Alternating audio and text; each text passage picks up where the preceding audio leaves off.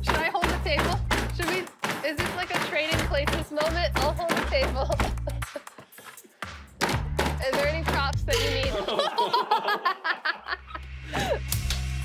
Hey there, I'm Sola Aweli, and this is Ancient Recipes with Sola. In each episode, we're going to take a dish you may recognize and attempt to recreate one of the oldest versions of it to ever exist. It's a little history, it's a little cooking, and it's a whole lot of me. What's not to love? In this episode, we're going to make the secret power food of the samurai. Mochi. Yeah, you heard me right. I know we all know mochi ice cream, but mochi has been a staple Japanese food for millennia with many different fillings. We're gonna try and make a version of mochi that's as close as possible to what the samurai would have eaten. And then we're also gonna make daifuku, a red bean paste-filled version that came around in the 1700s. So we're gonna jump through a couple of eras, and we're gonna have a good time. So let's get started. So the most basic traditional mochi, the one that the samurais ate, was just made with mochigama rice. That is it. So we're just gonna soak this, steam it, and pound it. That's it. That's all you need for mochi. Now for the daifuku, we're gonna fill that with a red bean paste called anko. So for that, we've got these adzuki beans. We're gonna cook them until they're totally tender because we want a nice soft paste. And then we're gonna sweeten it up with a little bit of rock sugar. It's very fun to use. It's used in a lot of Chinese cooking. It's gonna be almost like equal parts rock sugar and beans, and you're gonna be like, whoa. It's a very simple recipe. This is gonna be all about the smashing, the pounding, the technique. So our rice and beans have been soaked. I'm gonna get the rice to steam. So I've got a wok here, and I'm gonna set this bamboo steamer on top and line it with some cheesecloth. So if you haven't made a lot of rice or you've had some bad rice experiences, this is probably the easiest way to make rice because it's pretty much foolproof. You just soak the rice. 6 hours is good. You can do it up to overnight. The longer you soak it, the softer the rice is going to be. So for mochi, it's good to soak it overnight. We soaked this overnight, so it's going to be easy for me to pound. But you soak it, and then you steam. There's no measuring. There's no ratio to remember. And then you just have perfect rice every time. This is actually a Chinese-style steaming basket. Back then, they would have used square box-style steamers that were stacked on top of a pot. But nowadays, most people, even in Japan, use a wok like this because it's pretty convenient. It's really easy. It just sits right there. We're going to get that going, and that's going to go for about 30 to 45 minutes. We want to make sure the rice is really tender so it's easy to smash. Okay. Now we're going to get our beans cooking. So these beans have been soaked as well, so it cooks for us a little bit faster. But just like with any bean, if you forgot to soak it, that's fine. It's just going to take longer to cook. Since these have been soaked, it's probably only going to take 1 to 2 hours to cook. Beans, it really depends on how old or fresh they are. So I'm going to cover this with water. I'm just going to let it simmer, and I'm just going to come back to it. Every few minutes, see if it needs another splash water. We want to let this cook until it's totally tender. We're not looking for an al dente bean. Very, very tender, but still intact. The main thing is don't let it go to like a rapid boil because that's when your beans can burst. I'm gonna let that hang out. Next, I'm going to crush up some rock sugar. This is what they would have traditionally used to sweeten up the anko. Rock sugar is made from refined sugar, so it doesn't have flavor like a molassesy flavor or anything like that, but it's just kind of fun to use. And I'm going to crush it up in this. This is a molcajete. This is not a Japanese-style mortar and pestle. This is the one we've got. There's actually a ton of different mortar and pestles all across the world with different names, slightly different shapes, but they all do the same thing. You smash something with something. So it's gonna do the job for us. So I'm gonna crush up this rock sugar. We don't need it to be super fine. We're just breaking it up so it dissolves quickly in our anko. Well, smash. The theme of this episode is smash. There's so much smash happening. Oh gosh. So in feudal Japan, farmers would eat mochi as like a snack. Oh, it's getting everywhere. So in feudal Japan, farmers would eat mochi as a snack in the fields. And it's said that samurais would have mochi as a snack, like a pre-battle snack to fuel up on the sugar and the carbs. There's a saying that you don't want to hear a snacking samurai, like that's bad news. That's when they're coming for you. But we didn't find any evidence for that, but it's a really fun story. I like it. But I think that there's no evidence for it because you wouldn't hear a samurai snacking on mochi. Like, mochi is the perfect battle food because it's quiet, silent. You could probably like duck down in a corner, eat some mochi mid-battle. No one will even notice.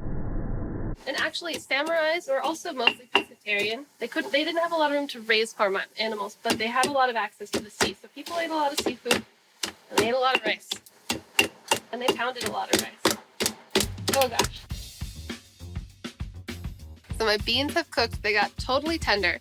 I drained and rinsed them, and now they're back in this pot. And now we're gonna add our rock sugar. So the beans have been drained, but there's enough moisture left in them that we will be able to melt the sugar. It's gonna kind of turn into a syrup right around the beans. We're not mashing the beans, but what happens is the sugar is gonna dissolve in the residual moisture from the beans, and then it's gonna kind of thicken up and have like a paste consistency, but we're still gonna have whole adzuki beans in there. So you don't wanna be too aggressive. We're not like mashing. We're gonna just stir until that sugar is evenly melted. You wanna let it come to a simmer, and then it's gonna get nice and thick, and then we're gonna let this cool, and it will become the filling for our daikuku. So that, I'm gonna just let that do its thing, and we're gonna check on the rice. Let's take a peek. And look at that. It's perfect. The grains are nicely cooked. It's totally tender. Ooh, steamy. Smells really good. So now that's actually ready for us to smash. I'm gonna just give our beans a little stir. We want it to take a minute to like come to a full simmer. So, I mean, I'm not being like too precious with it. You don't have to be like super careful, but just don't get in there and smash. You can stir vigorously to make sure all that rock sugar dissolves. Now, the Japanese people, they actually have a really spiritual relationship with rice because it is so important in their diet and culture. It's said that the spirit of rice is called inadama, and it actually, they say it lives within the mochi. So the people who eat mochi absorb that spirit, and it revives you, energizes you. So it makes really good sense that the samurais would have this. So you can see this already, it went from looking like dry beans to dry beans with sugar to now dry beans in a syrup. And we're gonna let it simmer for a little bit, and it'll thicken up into a paste. All right, so we got our rice. It's all steamed and tender, and now we're gonna pound it into mochi. So the first mochi I'm gonna make is the original, the mochi, no filling. We're just gonna pound our sticky rice. Whenever you're handling sticky rice, it's very sticky. So everything needs to be moistened. I'm gonna moisten my hands, I'm gonna moisten my tools. Whenever you're doing anything like this, just keep some cool water nearby. If things start to stick, just add a splash of water. It'll be okay. I'm gonna sprinkle a little bit in this guy too. Okay. So this is called an usu. I don't know if I'm pronouncing that right, but you'll let me know in the comments if I messed it up. And it's the traditional thing for pounding our mochi in. And this is a kine, and this is what you hammer the rice with that. So I'm keeping my rice over the water because we want to make sure it stays warm. The second it cools off, it gets tough, it gets dry. You're never gonna get a smooth and creamy mochi. So I'm gonna keep it in here and work with a little bit at a time because I've got a little guy right here. Can't take too much. Ooh, okay, see, nice and steamy. This water under here is hot. If I start to take too long, I can just pop it back over the stove, make sure it stays nice and warm. Because we're mashing it and we're going for a smooth consistency, you really can't like overcook the rice. So, wet hands, hot rice. Ooh. I'm gonna throw some in here. So I've never made mochi like this, like out of rice. I've always made it with rice flour, which you steam with water, and then it's ready to go. It's smooth, it's ready for you to fill. So I'm really interested to see what this tastes like. I also have a feeling this is gonna be really hard and probably take a really long time, but we'll get there. So I'm just doing a big handful of rice at a time because I've got this personal size usu and kine. But traditionally, you would use a big one, and there'd be people taking turns hammering. I'm going at it solo, and we smash, and we smash, and we fold, and we knead, and we just keep going. And this is not an easy job because we want to pound until it's totally smooth. So I'm just getting in here and giving it a little flip. And I'm just gonna keep doing that. I'm gonna do a pound and flip and pound and flip. So actually, right before New Year's, the Japanese have a celebration called Mochisuki, where the whole family or even a whole community get together and they make mochi, because this really is a communal activity. You're not like solo mochiing usually, because this is a difficult job. So I'm just gonna try my best here. It's getting a little sticky, so I'll moisten. This is a very difficult job. Okay, I'm trying the best that I can. I'm all alone here. I mean, I get why the samurais were into this, because you get a little workout so you can train, you know? And then you get your snack. I'm really giving it all I got. Wow. And I'm only smashing enough for like a bite of mochi here. Okay. I tried it in here. I actually kind of want to try it in here too. So here I've got a wooden bowl, and this is the pestle from the mokehete I used earlier, and I want to see how it is. It's a little tough in here just because it's so small. So I'm just gonna try it out. Why the hell not? This is definitely not a traditional tool, but let's give it a shot. I'm gonna moisten this up, transfer my little ball of rice over, and then let's try it again. See if we can, because the goal is right now, it's smushed together, but you can see all the grains of rice. The goal is for all of those grains of rice to disappear. So we have a nice, smooth, creamy texture. Okay, I feel like I can get in here a little bit better. I'm gonna keep doing this. I mean, this was fun, but this is also really lightweight. I imagine that the big ones you see people using in the videos might be a little bit heavier.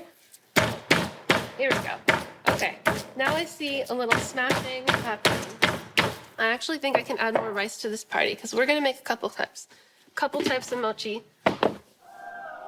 Hot rice is easier to smush. Okay, all right. So we're gonna make one mochi with no filling, and it's just the pounded rice. And then the other mochi is gonna have this anko paste. The mochi with anko paste is called daifuku, and it came around in like the 17th century, so it's like a modern mochi. Nowadays, people put anything in mochi. I've seen really pretty ones with like whole strawberries.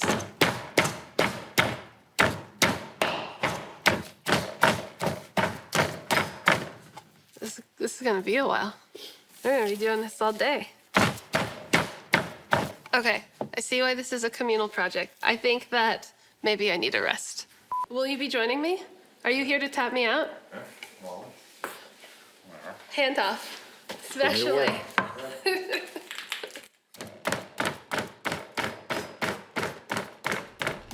Wow, so much rage.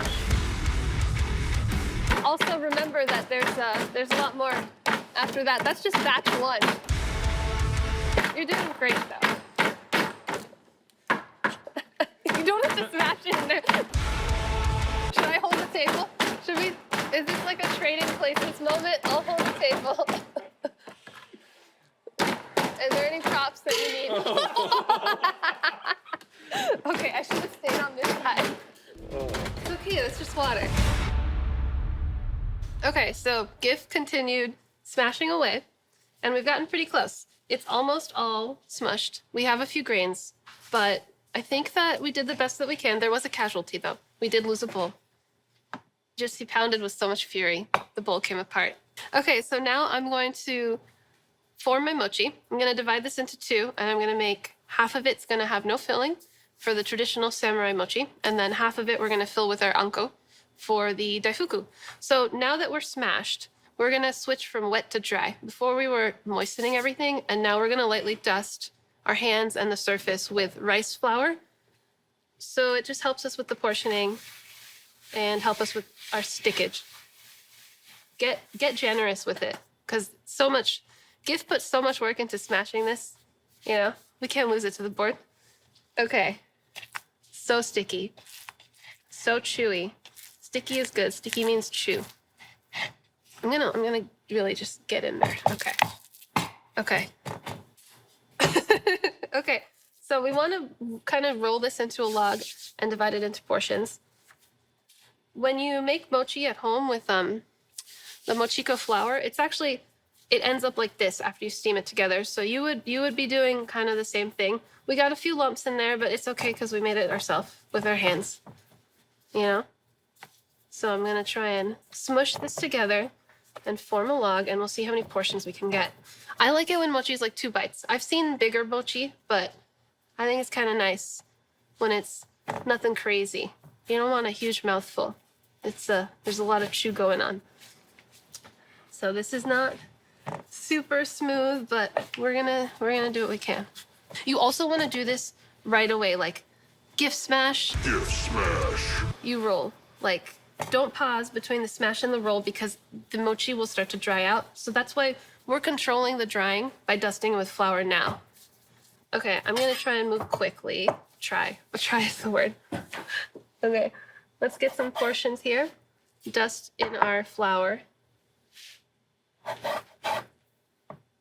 I'm gonna try to make it even. I'm just kind of eyeballing it, so it's not gonna be perfect, but I'm gonna quickly work with these portions before they dry out, and we're just like kind of forming it into a ball. There's still some lumps and there's still some clumps, but mochi is an art form. It definitely takes a lot of work to learn how to make this. Can't learn it in one episode of Ancient Recipes. Okay, I'm gonna smush, make our little mochi bites. Now I like even more appreciate when you see those really, really beautifully formed like mochis that are shaped like flowers or cherry blossoms, because I'm struggling just to make a ball. So I'm just gonna keep dusting in this rice flour. That's another lumpy ball. Let's try and shove some unko into here. So this guy, I'm gonna dust this side, which is I'm gonna have that be my outside, right? I'm gonna smush here and then add a spoonful of our unko paste in the middle. Now, I'm not gonna get too crazy. That's a little crazy. Let's do a smaller ball. This unko paste is used in a lot of Japanese desserts. I really, really love it. One of my favorite things is actually Hawaiian shaved ice. They have these unko beans cooked in a syrup at the bottom, and it's like a really nice surprise. You know, you got this ice on top, you got this ice cream, and then boom, unko beans. Hello. Okay, I'm trying. It came out the other side. Let's try again, guys. It's definitely harder than it looks. I'll tell you that. Okay, I'm gonna try and fill another one.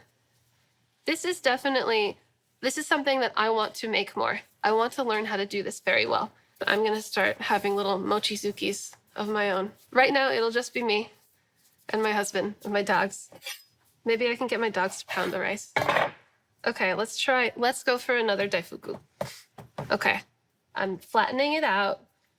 I'm gonna make my outer edges a little bit thinner than the inner so we can avoid that hole. And let's go for a little spoonful of the unko. And let's see if I can seal this bad boy up, yeah? Okay. Because it is so sticky, it's just like working with Play-Doh. It just sticks together. There's a slight improvement, I suppose. There's still a little hole. Okay. This is a terrible looking mochi. Look at that. I'm gonna try again. I'm not giving up just yet. Okay, here we go. Another piece. We're gonna get one decent looking unko. I think I'm not gonna flatten the middle at all. I'm just gonna flatten the edges. Because that's the problem. My middle's getting too thin. This is gonna be the one. I can feel it. All right. We slowly bring up the sides, pinch, shove those beans in there. It's like a little hot pocket. Okay. Not a complete rupture. This is definitely an art form that takes a lot of practice, but it's a lot of fun, and all you need is rice and beans, and you can try this out too. And something to smash, and someone to smash. Look, there's getting better. 1, 2, 3. Huh? These are the ugliest mochi I've ever seen. Please don't come after me in the comments, all right? These are my mochi. They are not beautiful, but I made them with my own hands. And now we're gonna taste. I'm gonna start by tasting the plain mochi. This is the one that the samurai would have eaten before battle.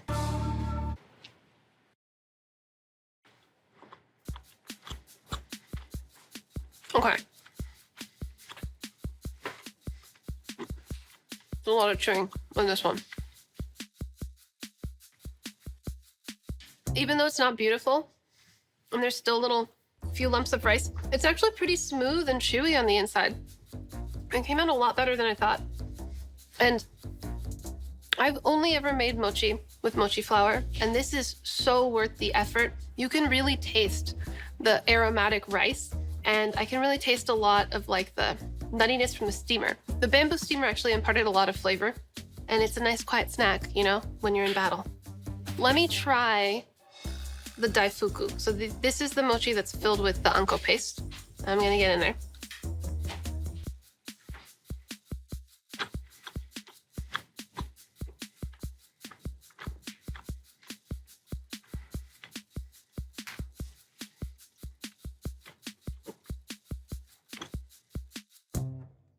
I mean, this is a lot more fun because of the filling. We get nice sweetness from the beans. It's a really cool contrast of textures because you get the very, very chewy rice and the creamy, soft beans. This feels like a little bit more indulgent. It feels more like dessert. But even though they're not pretty, I'm telling you, it actually tastes pretty good. Please believe me. Yeah, it tastes like mochi. There's a few little lumps here and there, but you can't even tell. The sweetness in the anko is just right. It looks like so much sugar when you're putting it in there, but there's no other sweetness. And you saw there's not actually that much of the anko paste in each one. So it's just the right amount of sweetness when you get in there. Overall, I learned a lot today. I definitely think I'm gonna try and make mochi some more at home because it's something I wanna learn more about. So I hope you enjoyed this episode. If you did, be sure to subscribe and hit us up in the comments if there's any vintage or ancient recipes you wanna see us try out. And I'll see you next time.